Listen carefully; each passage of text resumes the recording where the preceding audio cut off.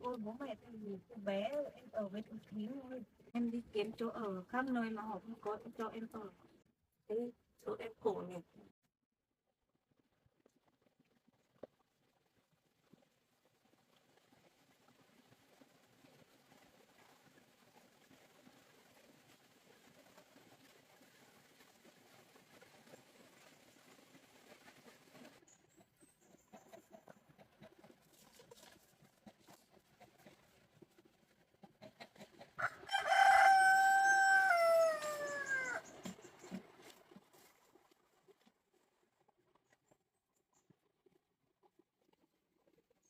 Khổ mà.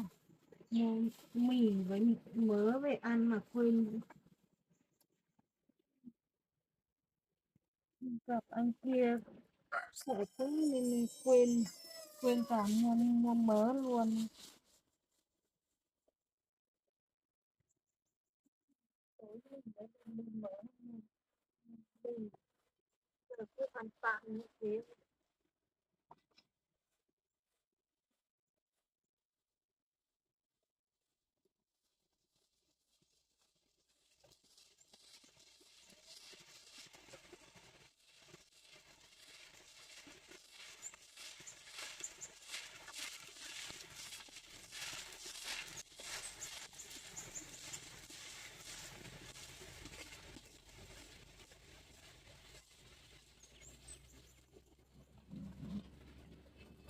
Rồi nấu cơm ăn.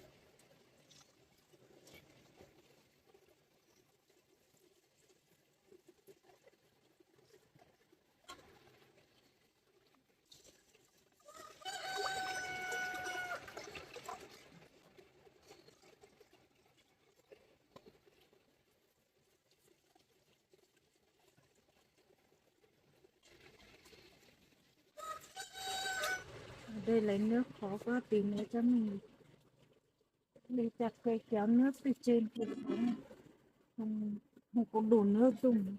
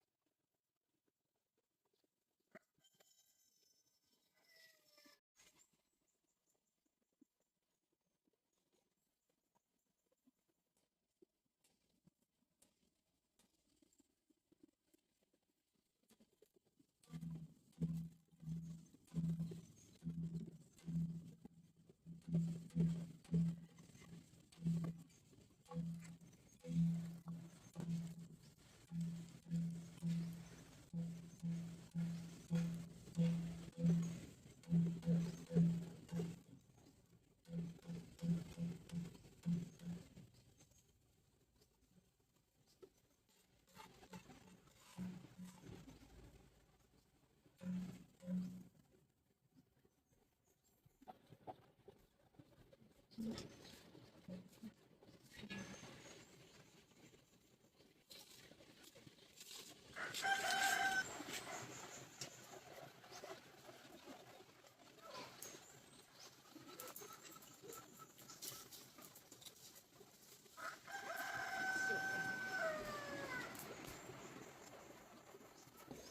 sớm mười người sớm sớm.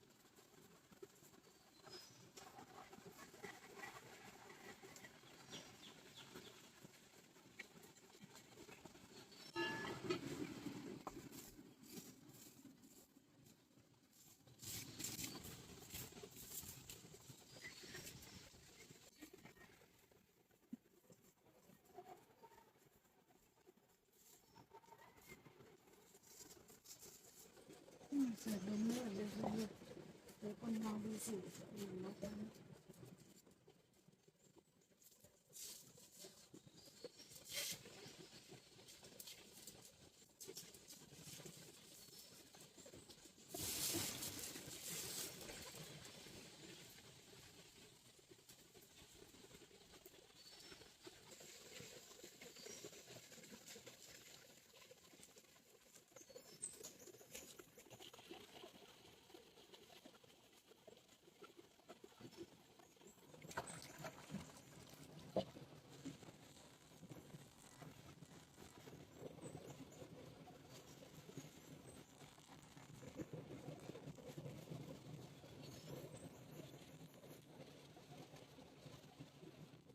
có những anh mà họ còn chê anh đấy còn bảo nhau bé mình thấy ao to lắm rồi còn mình tiền mình đi bán mình ai chỉ tới còn bên mình không biết làm thế nào.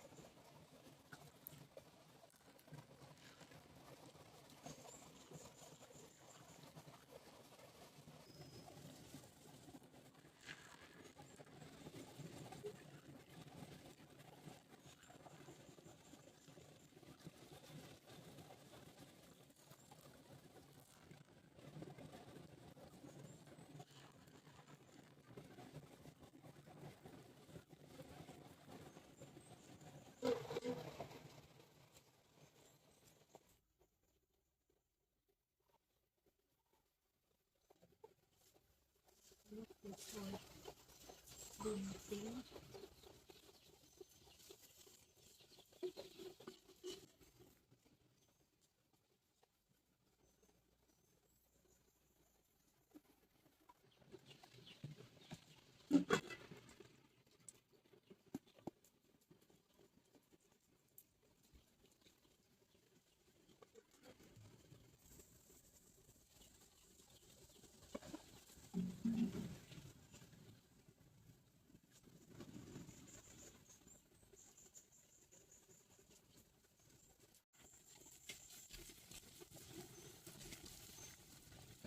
Xôi rồi, mới ra đi.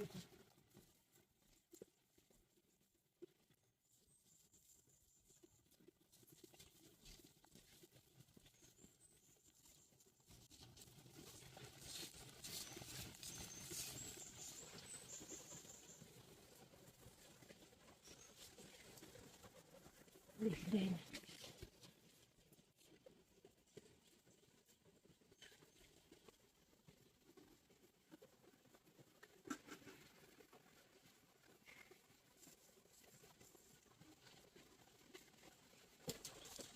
Giờ mình chắc đi hái một tí ngọn sao bí về thì nấu với ngào ăn nhé.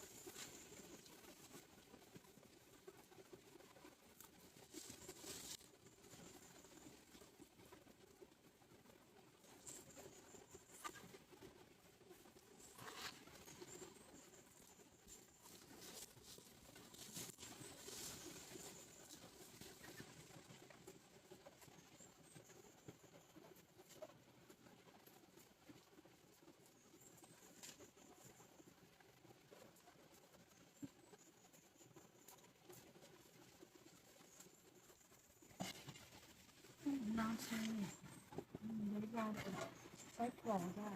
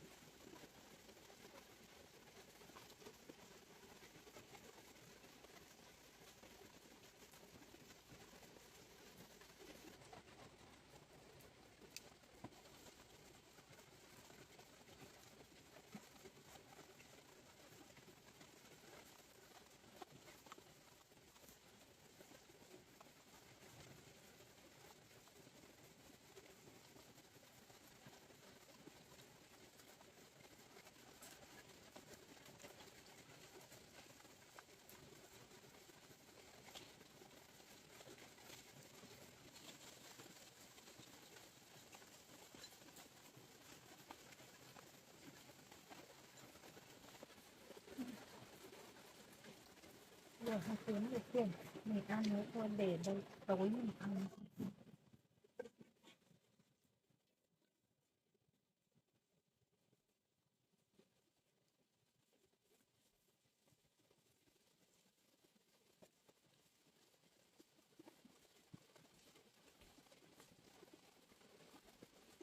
Mà cái này thì nữa không làm được, chắc phải đợi tạnh mưa mới đi chặt cây về lấy nước phụ uống, có nước.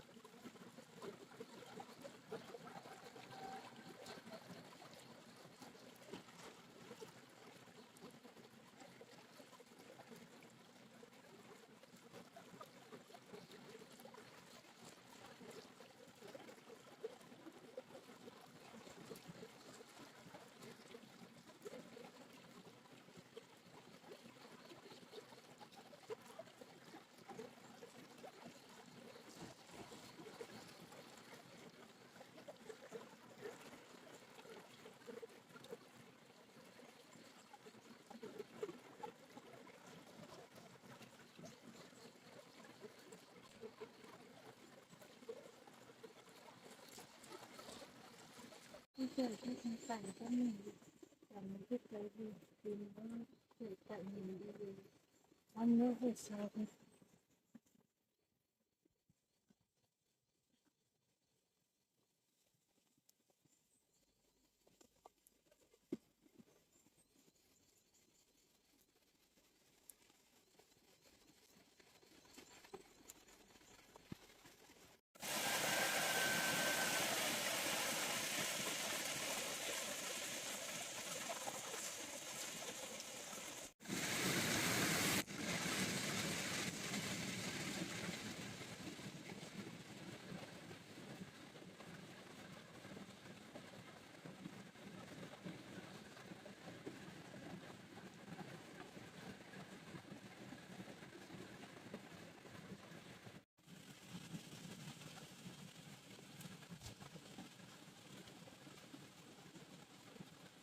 mà mình ở đây mình cả bộ nó chơi rồi thì mình cứ chặt nó chơi nó không đủ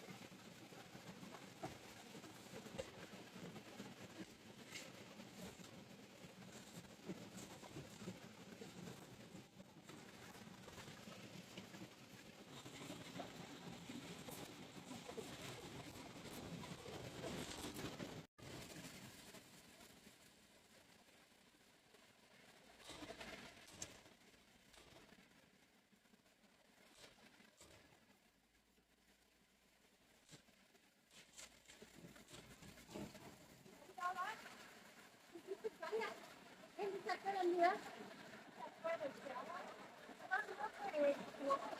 mà em ở đây à ở nhà đâu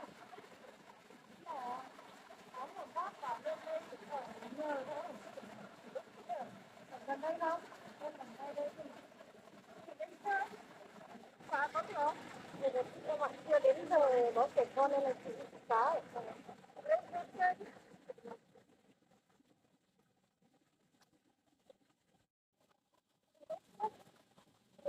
em có thằng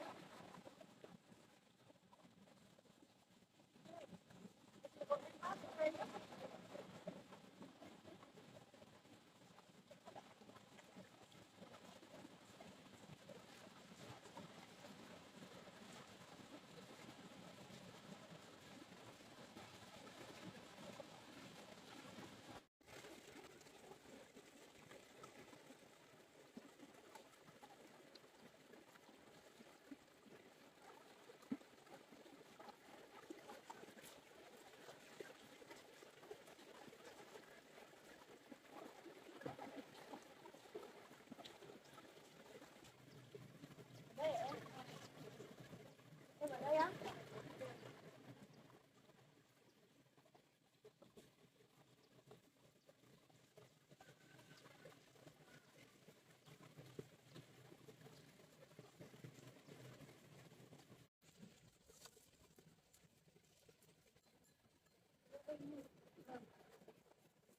em ở đây một mình à bố mẹ em đâu thì nhà bé thế này em ở một mình ở đây á em không có bố mẹ đâu em một cô bố mẹ từ bé em ở với chú Thím thôi lúc lớn thì chú Thím bảo không có gạo ăn ấy về đuổi em đi Em cứ đi lang thang, hôm nọ thấy có một bác bảo ở trên này có lều để nuôi gà ấy. Bác đấy bảo em lên đây ở. Em đi kiếm chỗ ở khắp nơi mà họ không có cho em ở. Họ toàn bảo em con mồ côi không có tiền trả tiền nhà ấy, họ toàn đuổi thôi. Thì hai ba chỗ còn đi làm thuê họ còn quỵt tiền nữa, không chịu trả luôn ý. Chỗ em khổ nhỉ. Vâng. Thế làm sao mà em tìm được chỗ ở này? Em bị đuổi đi, xong là em không có chỗ ở, gần tối rồi em lại đi ngủ chuồng trâu, gần sáng em đi đi tìm chỗ ở, có một bác tốt bụng bảo ở trên có cái nhà để chăn nuôi gà ấy, thì bác đấy bảo em lên đây ở. Xong từ hôm đấy em mới có chỗ ở, không là em cũng đi lang thang như thế thôi. Thế chỗ em khổ nhỉ. Lúc trước thì em cũng trọ một nhà cũng lâu lắm ấy, nhưng mà bác trai bên đấy cứ bảo là phải chiều bác, thì bác không phải lấy tiền nhà, em không không không chịu, bác đấy lại đuổi. Sao bác đấy lại bảo em chiều bác đấy? Thì bác đấy bảo em không ở lâu, không có tiền nhà ấy, không có tiền trả bác đấy, xong bác đấy bảo em chiều một tối, không chịu. Hôm sau bác đấy lại lên, em không chịu cho bác đấy, xong bác đấy đuổi em đi. Sao lại có loại người vô lý thế nhỉ? Mình ở mình khắc trả tiền nhà mà sao lại đuổi em đi như thế? May mà em gặp được cái bác tốt bụng kia, không bây giờ không biết em đi đâu ở rồi nhỉ? Trời mưa, nó lúc mưa lúc nắng, có chỗ ở mà bác này cũng tốt bụng đưa em lên đây ở. Đi lấy nước cho chị uống, vừa nãy ngồi đây kể chuyện em cũng quên lấy. Tôi không cần lấy nước uống đâu em ạ, chị cũng chuẩn bị đi về đón con rồi. Bây giờ tôi bé. Em ạ, cái nhà này nếu mà sau này bác ấy để cho em ở lại lâu ấy, thì mình sửa sang lại một tí. Để đấy, sửa sang lại một tí làm cho nó rộng rộng một tí để thoáng hơn ấy. Vâng. Em cũng nghĩ như thế mà chưa làm được. Nhưng mà em phải hỏi bác ấy xem có xác định cho em ở lâu không, không tí mình sửa xong lại như em bảo là bị đuổi đi thì nó khó lắm. Bây giờ mình như em kể thì em cũng là con mồ côi rồi, mình đã không có bố mẹ rồi thì mình phải chắc chắn em ạ. Con chỉ về chuyện sáng nay không có chị, chắc anh đấy không biết làm thế nào, xong mà không biết anh đấy lúc nào mới về nữa. Không sao đâu em ạ, cái này chuyện buôn bán mình gặp là mình phải giúp đỡ nhau. Nhưng mà lần sau nếu mà em đi buôn bán ấy, em mà gặp những người như thế thì tốt nhất em cũng đừng nói chuyện với. Bởi họ đã không có ý định mua rồi thì họ mới gạ em như thế thôi. Dù sao em cũng cảm ơn chị, không có chị thì em không biết làm thế nào. Lần đầu tiên em đi bán hàng gặp cái trường hợp như thế này em không biết xử lý thế nào, may còn có chị. Không sao đâu em ạ, cái này nếu mà em đi bán hàng nhiều ấy, còn gặp nhiều trường hợp như thế nữa. Sau em mà đi bán hàng ấy, em cũng để ý về cái chuyện tiền nong nhá. Cái chỗ tiền của em đừng để vào trong túi áo hoặc là túi quần. Em cứ đi mua một cái túi khoác trong người ấy. Nó đi trước chị đi bán hàng thì họ hay ăn cướp lắm. Mình có cái túi để trong người thì nó an toàn hơn. Chứ mình mà để cầm tay hay thế nào để người khác nhìn thấy là họ sẽ ăn lấy của mình như thế ạ. Lúc nào em đi kiếm được tiền thì em mua cái túi thì khác, còn không thấy chị nói thì em cũng thấy sợ. Thế mọi hôm em hay đi tìm cách nào để kiếm tiền? Em cứ đi nhặt ngao với lại đi lấy củi bán. Nhưng mà hôm nào em không biết đi đâu tìm hàng bán ấy, thì em đi xuống dưới kia em hỏi nhà mẹ con Tôn là đâu, mẹ con chị ấy, đi cho chị đi tìm hàng bán cũng được. Mà em không biết nhà chị thì chị lên đây dẫn em đi cũng được. Thế em ở đây một mình có sợ không? Đêm cũng sợ lắm. Một mình cũng sợ đấy em ạ. Chị còn hai mẹ con chị còn thấy sợ cơ mà. Như chồng chị đấy. Chị không có chồng đâu em ạ. Trước chị lấy chồng nhưng mà chồng chị đi lấy người khác bỏ hai mẹ con chị, đuổi hai mẹ con chị đi rồi. Chị cũng số như em thôi nhưng mà may ra chị còn có đứa con để làm chỗ dựa tinh thần cho chị để chị vươn lên ấy. Trước chị cũng bị chồng đuổi đi hai ba chỗ ở rồi, xong về sau chị được anh công an giúp đỡ mới làm được một căn nhà ở ngay dưới kia, nếu không thì chị cũng sống ở trong rừng như em thôi. mình cứ cố gắng thôi em ạ, cuộc sống mình vốn dĩ như thế rồi. Nên chị nói thế em không có tí động lực để sống không, em không biết làm thế nào em cái này cái kia thì phải. Không sao đâu, thế em cố gắng nhá. Thì cũng muộn muộn rồi, chị đi về đây. Chị đi về, chị còn đi đón con chị đi học nữa. Chị về nữa. Vâng, chị đi về nhá. Hôm nào nếu mà em không biết đi tìm cái gì bán ấy thì em đi xuống dưới kia. Nhà chị ở ngay dưới kia mà.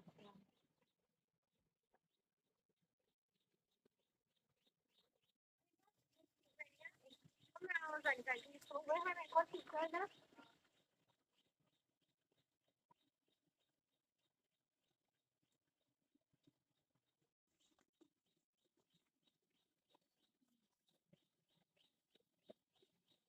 Chị đấy số còn khổ hơn cả mình, còn bị chồng đuổi ra khỏi nhà, xong còn phải một mình nuôi con với mình một mình còn đỡ hơn chị đấy. Ừ. Thì bây giờ cho mình phải cố gắng thì mình phải cố gắng như chị đấy còn nuôi cả con, chị đấy còn không một mình phải cố lên không được nản chí. Ui, trời cứ tẩy cho mình đi, bao nước xuống